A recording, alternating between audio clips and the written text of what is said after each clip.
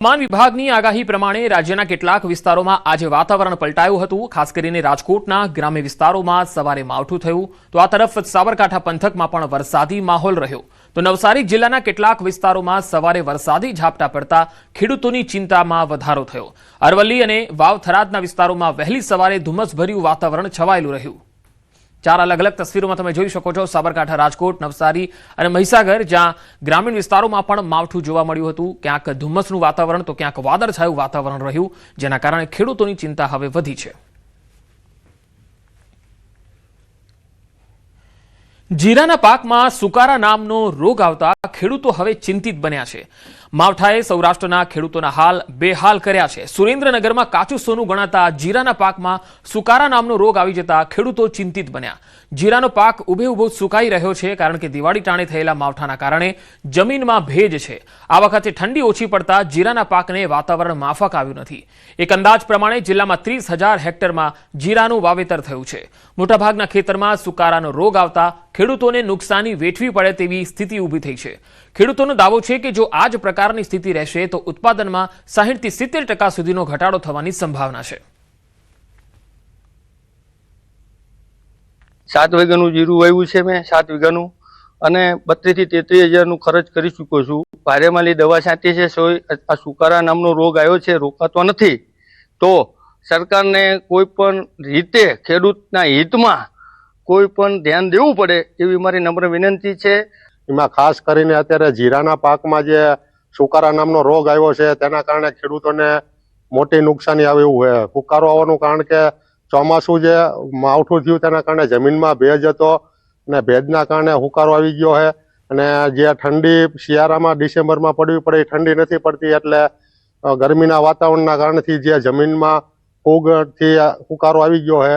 તો આની માટે ખેડૂતોને મોટી નુકસાની આવે એવી શક્યતા છે।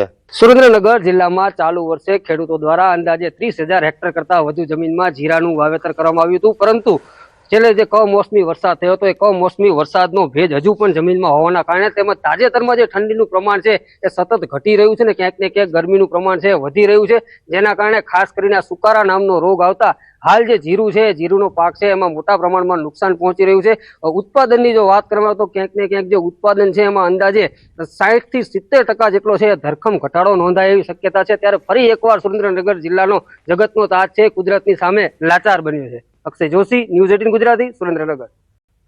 રાજકોટના ન્યારા ગામમાં માવઠાએ ફરી ખેડૂતોને રોવડાવી દીધા। કમોસમી વરસાદના કારણે 20 વીઘાના ખેતરમાં ઘઉંનો પાક ઢળી પડ્યો તો ધાણાના પાકને પણ મોટા પાયે નુકસાન થતા ખેડૂતો મુશ્કેલીમાં મુકાયા।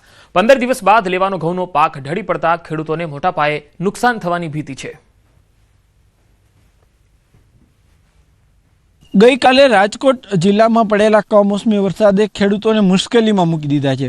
ખાસ કરીને અત્યારે જે રાજકોટ જિલ્લાનું ન્યારા ગામ છે ત્યાંના આ દ્રશ્યો જોઈ શકો છો। આ ઘઉંનું ખેતર છે, ઘઉંના ખેતરમાં જે દ્રશ્યો જોઈ શકો છો કે અહીંયા આખો પાક છે તે ઘઉંનો પાક છે તે અત્યારે જે સૂઈ ગયો છે, ઢળી ગયો છે। કહી શકાય કે આ જે છે ઘઉંની જે પાક તૈયાર થઈ ગયો હતો ને માત્ર 15 દિવસ બાદ જ જે પાક લેવાના હતા, ખેડૂત આ જે પાક છે તે 15 થી 20 દિવસમાં માર્કેટિંગ યાર્ડ સુધી પહોંચવાનો હતો। જો કે એ પહેલા જ ગઈકાલે જે કમોસમી વરસાદ આવ્યો હતો ને કમોસમી વરસાદના કારણે જે આખું ખેતર છે તે અત્યારે જે છે એ ઘઉંનું ઢળી ગયું છે। માત્ર ઘઉં નહીં, ધાણા સહિતના જે તલ સહિતનો જે ખેત પાક છે તેમને પણ વ્યાપક પ્રમાણમાં નુકસાન આવ્યું છે। આ નુકસાનીના દ્રશ્યો જોઈ શકો છો કે જે ખેડૂત છે તેમની શું સ્થિતિ થઈ હશે જ્યારે તેમનો મહામૂલો પાક છે તે આ રીતના ઢળી પડ્યો છે। આખું 20 વીઘાનું ખેતર છે તે આખું તેમાં મોટા પ્રમાણમાં નુકસાની છે। કે ખેડૂતો છે આપણે એમની સાથે પણ વાત કરવાનો પ્રયાસ કરીશું। જે રીતના જે કમોસમી વરસાદે જે રાજકોટ જિલ્લામાં પડધરી તાલુકાના અનેક ગ્રામ્ય વિસ્તારોમાં નુકસાની સર્જી છે, શું કહેશો, કેવી નુકસાની, ગઈકાલે શું સ્થિતિ હતી? કાલે 5 વાગે વરસાદ આવ્યો હતો, બરાબર, વ્યાપકમાં પવન આવ્યો, વરસાદ આવ્યો અને પૂરેપૂરો ઘઉંનો પાક સંપૂર્ણપણે ઢળી પડ્યો છે, બરાબર। હવે આ પાકનું શું થઈ શકે? આમાં કંઈ ઉપયોગમાં આવી? કાંઈ લેવા પણ જ નથી સાહેબ, આમાં હે ને ખરાઈ થાય એટલે સીધું રોટાવેટર જ મારવાનું। ચોક્કસથી શું કહેશો હિતેશભાઈ, ખાસ કરીને તમારા ગામમાં આવા કેટલા ખેતર છે, ગઈકાલે શું સ્થિતિ છે અને કયા પાકને નુકસાની છે? કાલે 31 તારીખે ઘણી જગ્યાએ અમારા ગામમાં જાજા સર્વે નંબર એવા છે કે અહીંયા ઘઉં છે, ચણા છે, ત્યારબાદ ધાણાનું છે, તલીનું છે. અમારે વ્યાપક વાવેતર આ જ છે અને મેજોરિટી તમામ વાવેતરમાં નુકસાન અત્યારે પાકના આરે આવી ગયું છે. હાવ ખેડૂતના મોઢે આવવાનો કોરિયો છીવાઈ ગયો. જે તકલીફ છે ખેડૂતોની શું પીડા છે તે ખેડૂત જ જાણે, કેમ કે જે 2 થી 3 મહિના સુધી રાત ન જોઈ હોય, દિવસ ન જોઈ હોય, તનતોડ મહેનત કરીને જે પાકનું ઉત્પાદન લીધું હોય તે પાક જે છે એ માત્ર એક વરસાદી ઝાપટામાં, એક વરસાદી માહોલમાં જ્યારે નષ્ટ થતો હોય છે ત્યારે ખેડૂતોની પણ જે છે એ ચિંતામાં મુકાઈ જતા હોય છે. હાર્દિક જોશી, ન્યૂઝ 18 ગુજરાતી, રાજકોટ. અમદાવાદના સાણંદ કલાણા ગામમાં જૂથ અથડામણનો મામલો. પથ્થરમારો કરનારા 20 લોકોની ધરપકડ થઈ છે. 2 જૂથ વચ્ચે સામાન્ય બાબતમાં પથ્થરમારો કરવામાં આવ્યો હતો. સાણંદ જીઆઈડીસી પોલીસે આરોપીની ધરપકડ કરી વધુ તપાસ શરૂ કરી છે. પથ્થરમારોનો બનાવ જે છે એ બન્યા બાદ પોલીસ દ્વારા સમગ્ર વિસ્તારમાં કોમ્બિંગ હાથ ધરાયું હતું. કુલ 60 લોકોની અટકાયત થઈ, જે પૈકી ગુનામાં 20 લોકોની ધરપકડ કરાઈ છે.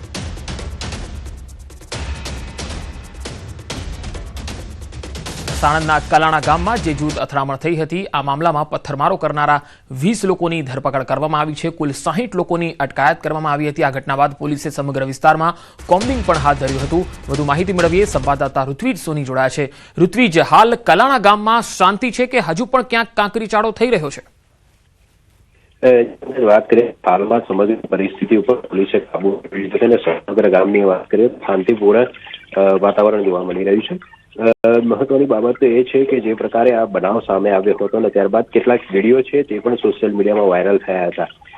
પોલીસે આ વિડીયોના આધારે આરોપીઓની ઓળખ કરી હતી, કોમ્બિંગ હાથ ધર્યું હતું. આરોપીઓ છે તે આસપાસના ખેતરોની અંદર છુપાઈ ગયા હતા એટલે પોલીસ દ્વારા ડ્રોનની પણ મદદ લેવામાં આવી હતી અને આ રીતે જે તે સમયે કુલ 60 જેટલા શંકાસ્પદ ઇસમોને અટકાયત કરવામાં આવી હતી અને તેમાંથી જે વિડીયોના આધારે આરોપીઓની ઓળખ થતા 20 આરોપીઓની પોલીસે ધરપકડ કરી છે, જ્યારે અન્ય જે આરોપીઓ હતા તેઓની વિરુદ્ધમાં પોલીસ દ્વારા જે અટકાયતી પગલા સહિતની કામગીરી છે તે કરવામાં આવી છે. જી ઋત્વિજ, આભાર માહિતી આપવા માટે.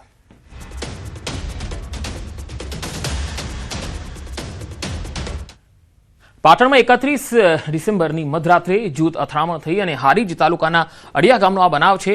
નોનવેજની દુકાન પર રૂપિયાની લેતી દેતી બાબતે ઘર્ષણ થયું. 2 જૂથ વચ્ચે બરાબરની જામી અને ત્યારબાદ રૂપિયાની લેતી દેતી બાબતે હુમલો પણ થઈ ગયો. હુમલાની આ ઘટનામાં 2 લોકો ગંભીર રીતે ઘાયલ થયા. ઘાયલ થયેલામાં એકની હાલત વધુ ગંભીર બતાવાઈ રહી છે. ઘાયલ થયેલા લોકોને સારવાર માટે હોસ્પિટલમાં ખસેડાયા છે. હુમલાની ઘટનાને લઈ પરિસ્થિતિ વધુ ન વણસે તે માટે પોલીસનો ચુસ્ત બંદોબસ્ત ગોઠવવામાં આવ્યો.